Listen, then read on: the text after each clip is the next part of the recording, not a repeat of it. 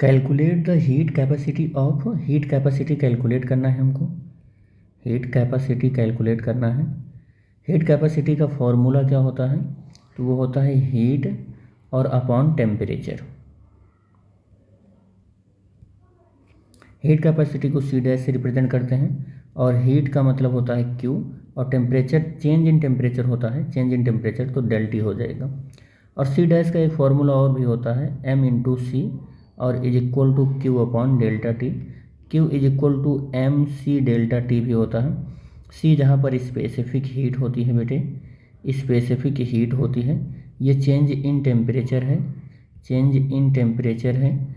और M mass of the object है, और क्यू जो है वो रिक्वायर्ड या लिबरेटेड हीट है, लिबरेटेड हीट है।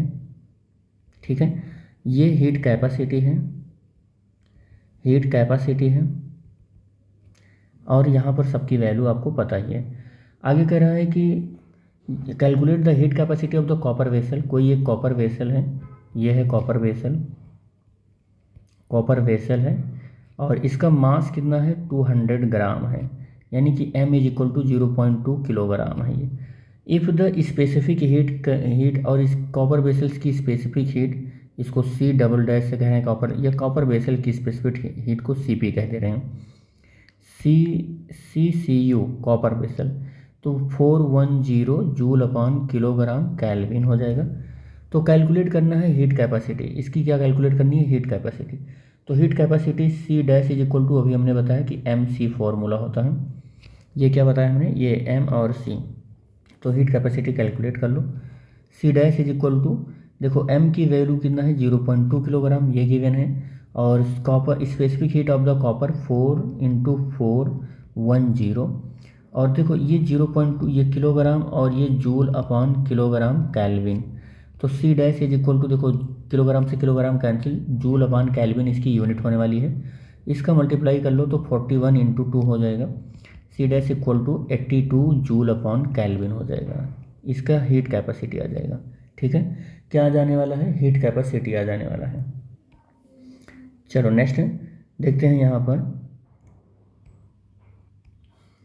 How much heat energy will be required. Heat energy भी पूछ रहा है, तो सेकंड में यानी कि बी में हीट एनर्जी पूछ रहा है। तो हीट एनर्जी में required to increase the temperature of the vessel in part one में ये जो है ना टेम्परेचर इतने से इतना इंक्रीज कर रहा है।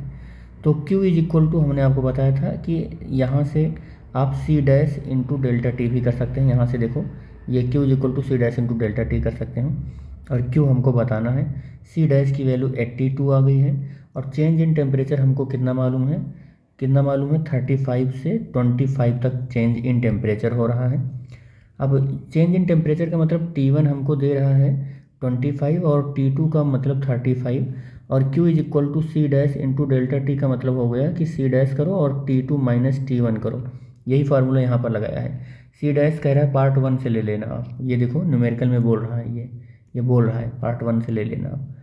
तो 82 हमने ले लिया, और 35 में से वो ये जाएगा 25, तो 10 बच जाएगा, और इसको सॉल्व करोगे तो 82। और यहाँ पर देख लो इसकी यूनिट जूल अपॉन केल्विन है, इसकी केल्विन, तो केल्विन से केल्विन कैंसिल, केवल जूल बचेगी इसकी unit. Q is equal to इतना आ जाएगा। ठीक है, Q is equal to 820 joule आ जाएगा।